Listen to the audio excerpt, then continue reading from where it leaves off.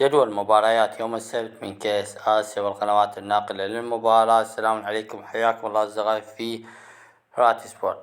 هذه القناة خاصة بنقل كافة مواعيد كرة القدم وأهم جدول المباريات كرة القدم.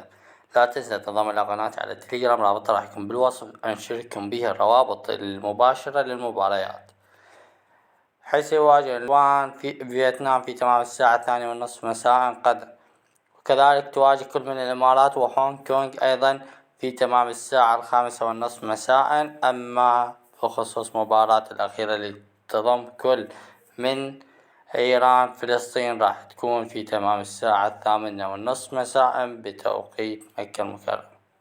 هذه أهم جدول مباريات كأس آسيا والقنوات الناقلة للمباراة راح نخليها لكم بنهاية هذا الفيديو.